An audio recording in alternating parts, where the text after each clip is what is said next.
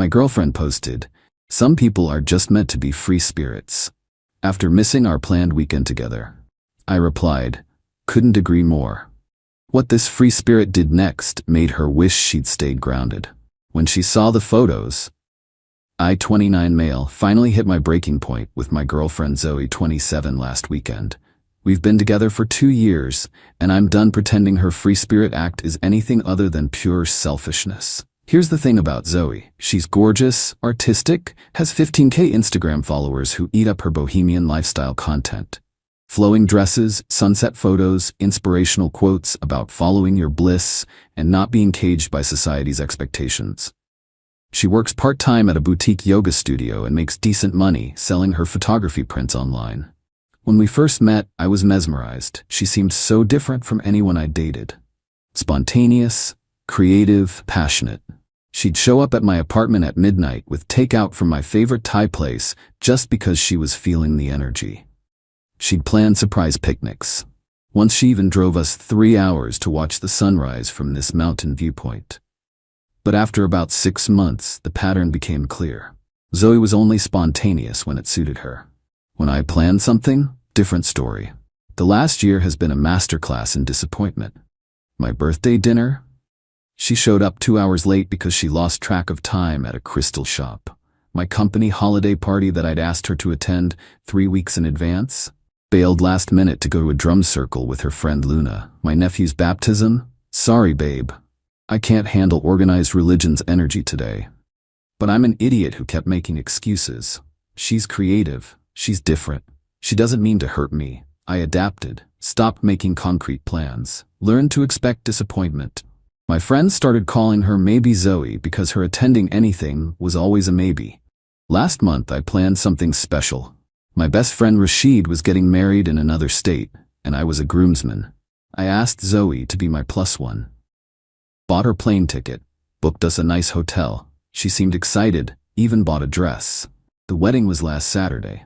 Friday afternoon, I'm packing when I get the text.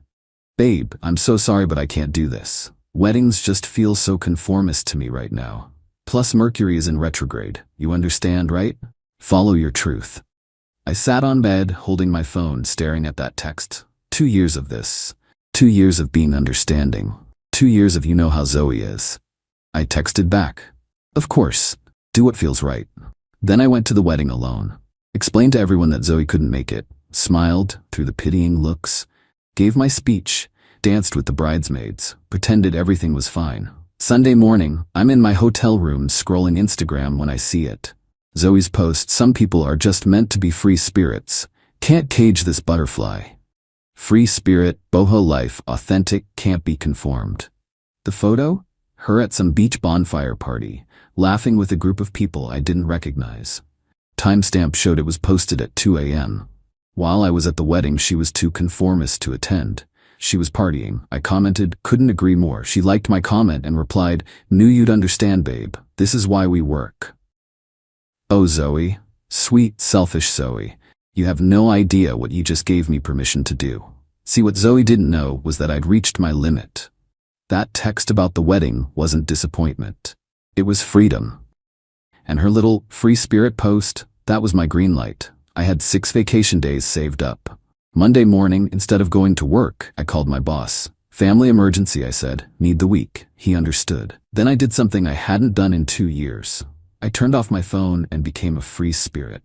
First stop, Rashid's apartment. He and his new wife Keiko were leaving for their honeymoon Tuesday. "Can I crash here for a few days?" I asked. They exchanged looks. "Zoe?" Keiko guessed. I nodded. "Mi casa es su casa," Rashid said, handing me spare keys. I spent Monday doing whatever I wanted. Saw a morning movie, ate lunch at that ramen place Zoe always said was too mainstream. Bought a book I'd been wanting to read, got a massage, turned my phone on briefly to post a photo of my ramen with the caption, "Following my bliss today." Zoe commented, "Yes, King. Love this journey for you." 22 missed calls, 38 texts. I turned the phone off again. Tuesday was even better. Took a pottery class, went to a museum, had dinner at a steakhouse. Zoe's vegetarian, so I hadn't had a good steak in months. Posted a photo of the pottery I made, creating my own path. Zoe's comment was less enthusiastic. "Where are you?" Call me. Wednesday, I drove to the beach. Not the trendy one where Zoe does her photo shoots, but a quiet one 2 hours away. Spent the day reading, swimming, thinking, posted a sunset photo. Sometimes you have to flow where the universe takes you. No comment from Zoe this time. Thursday was when things got interesting. I'd kept my phone off most of the week, but I turned it on that evening. The missed calls were in the triple digits. The texts started concerned, turned angry, then desperate, then angry again. But the best part? The voicemails. Zoe's journey from, "Hey babe, just checking in," to, "Where the hell are you? This isn't funny," was honestly therapeutic to listen to. But here's what really got her. Thursday night, I went to trivia with some coworkers. We've been inviting Zoe for months, but she always said pub trivia was too structured for her. I posted a group photo. Great minds think alike. Within minutes, my phone exploded. I finally answered. "Where have you been?" she screamed. "Following my truth," I said calmly. "Being authentic. You know, free spirit stuff." "I've been worried sick. I went to your apartment. Your work said you had a family emergency." "Oh, did I forget to tell you? Sorry, I've just been so in the moment. You understand, right? Can't cage this butterfly." "This isn't funny. We had plans this week." I laughed. Actually laughed. "We did? Like the wedding we had plans for? Or my birthday dinner? Or the concert tickets I bought us last month that you forgot about?" "That's different." "How? You can't just disappear." "Why not? You do it all the time. I'm a free spirit." "So am I, apparently." "Couldn't agree more, remember?" She hung up. Friday morning, I posted my masterpiece, a photo collage. Me at the museum she'd promised to visit with me 6 times. Me at the restaurant she always canceled on. Me at the pottery class she said we'd take together. Me at trivia with friends. Me at the beach at sunrise. Caption: amazing week of spiritual growth. Thanks to my beautiful girlfriend for teaching me to be a free spirit. Sometimes you have to miss the planned moments to find the real ones. Blessed, free spirit, living my truth. I tagged her.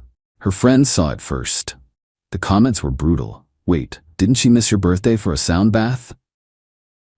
Is this why she missed girls' night? Said she had plans with you? Yo, this is savage. Good for you, she does this to everyone, Tiba. The best comment came from her sister. Finally, someone gave her a taste of her own medicine. Team boyfriend 100%. Zoe called me 17 times in an hour. I was at work, so I let them go to voicemail. When I finally listened, she was crying. "How could you embarrass me like this? Everyone's laughing at me. My sister won't stop texting me. This is so cruel." I texted back, "Sorry, at work. You know that structured conformist place that pays for all our dates? Talk later?" She showed up at my apartment that night. Full meltdown mode.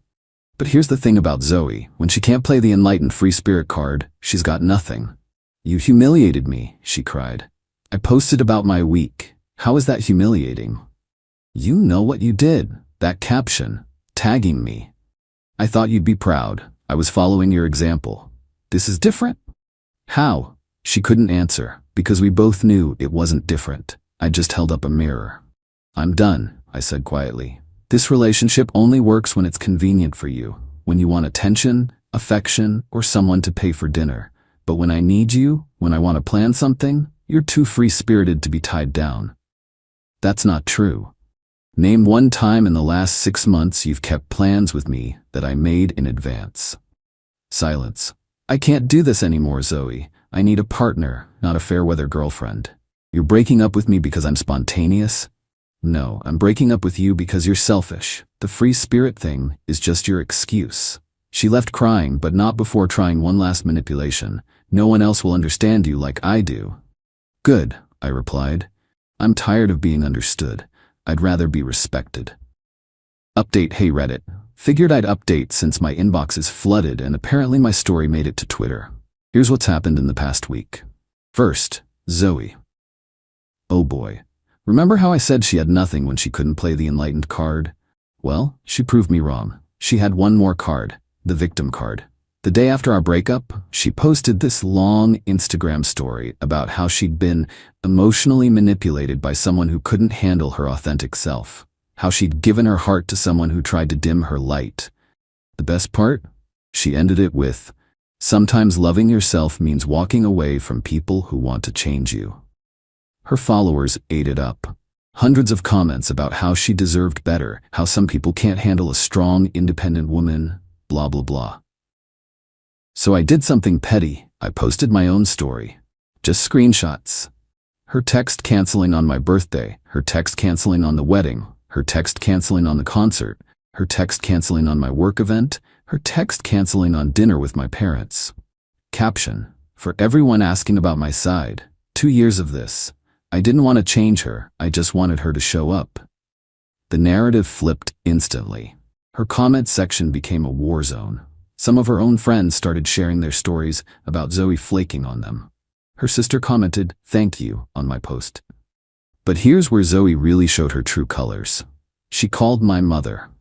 My 65-year-old mother, who lives 3 states away and has met Zoe exactly twice, sobbing about how I was ruining her life, how she loved me so much, how could I do this to her?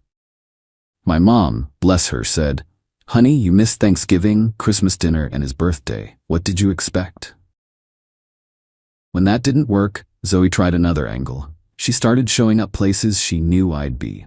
The gym at 6 a.m. She hasn't woken up before 10 in 2 years. My favorite coffee shop. The bar where my friends and I do trivia. Each time with a different look. Gym Zoe wore actual workout clothes and pretended to exercise while glancing at me. Coffee shop Zoe brought a book of poetry and sat looking wistfully out the window. Bar Zoe showed up in a tiny dress with some guy who looked like he'd stepped out of a wellness retreat catalog. My friend Dimitri filmed her at the bar when she thought no one was looking. She kept checking if I was watching her, touching this guy's arm whenever I was in eye shot, laughing too loud at everything he said. When I left without acknowledging her, she literally deflated. Guy looked confused as hell when she suddenly lost all interest in him. But the real kicker came Thursday. I get a call from an unknown number. It's Luna, Zoe's best friend. "You need to take down those posts," she demanded. "Why?" "Zoe's losing followers. Brands are pulling out of collaborations. You're ruining her career." Her career of posting sunset photos? She's an influencer. This is her livelihood. Then maybe she should have influenced herself to show up occasionally.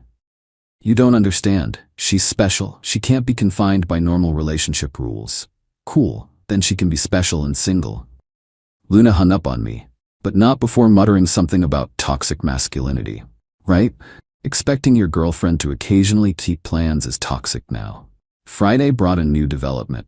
Zoe's mom reached out. Now, this woman is the blueprint for Zoe. Flaky, self-absorbed, calls herself an artist despite not creating anything. I was expecting more guilt trips. Instead, "I'm sorry my daughter hurt you. I failed her by never teaching her to consider others. Her father left us for the same reasons you left her. I should have done better." Plot twist I didn't see coming, but here's the best part. Remember wellness retreat guy from the bar? Turns out he slid into Zoe's DMs after that night. They went on a date Saturday. She posted about it extensively. Sometimes the universe removes people to make room for your soulmate.